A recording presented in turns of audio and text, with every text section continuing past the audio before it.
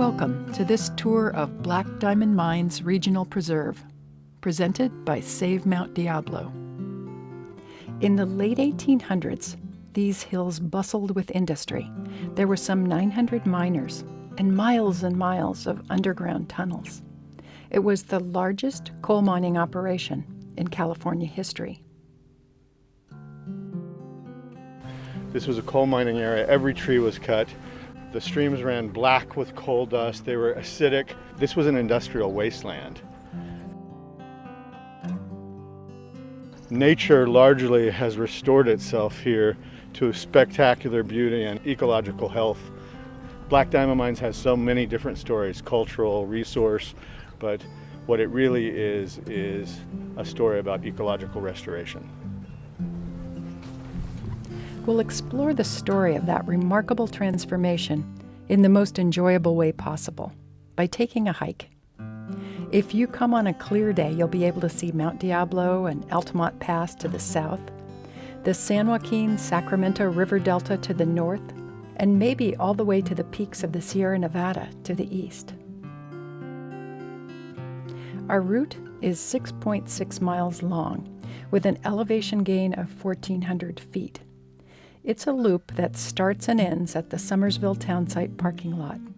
We'll give directions at each stop, but be sure to take along a map of the preserve. You can easily get one at the entrance gate or at the visitor centers.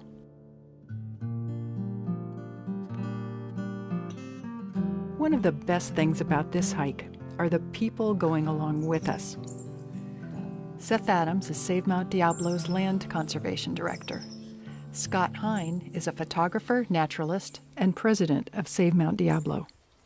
Other experts will join us along the way to talk about the rocks, the mines, and some of the park's unusual plants, including coulter pines, white shooting stars, and bright yellow bush poppies. We'll also tell the story of how Black Diamond became a park way back in the 1970s, and what's involved in defending it today. The best time to come to this park is undoubtedly the spring when it's green and cool. If you come in the summer, you may have to contend with temperatures over 100 degrees, but that doesn't bother Seth Adams. In the afternoon, it is always breezy here. That's why the windmills are over in Dixon on the other side there. And so even if it's incredibly hot, as the afternoon goes on, it gets increasingly windy, so that it's an incredibly fun place to be in the evenings and afternoons. The first stop on the drive into Black Diamond Mines is the Sidney Flat Visitor Center. It's full of maps and information about what to do and see in the park. You can also sign up for guided hikes, both outdoors and underground. The building itself is part of the park's history. Here's park naturalist Kevin Dixon.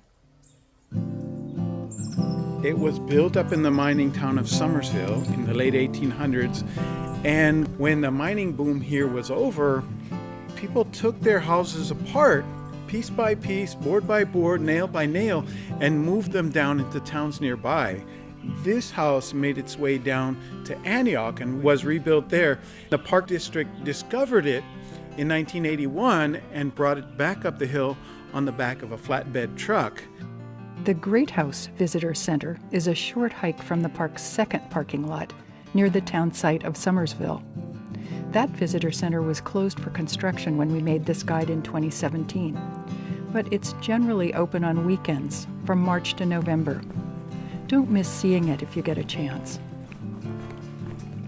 It's actually part of the very first sand mine that was opened here in the mountain in 1922. So you can learn a lot about all the mining operations there, but you can actually be in a sand mine even if you don't have occasion to go deeper into the mountain on a guided tour. Robert Doyle is the general manager for the East Bay Regional Park District. He grew up in Concord and was a ranger here in the late 1970s. So there's a lot to see at Black Diamond Mines. There's things underground and there's things above ground. There's history, like the Rose Hill Cemetery with so many of the early Contra Costa pioneer families. But it's also a real example of the expansion of the East Bay Regional Park District since the 1930s, which now includes very large open areas permanently protected.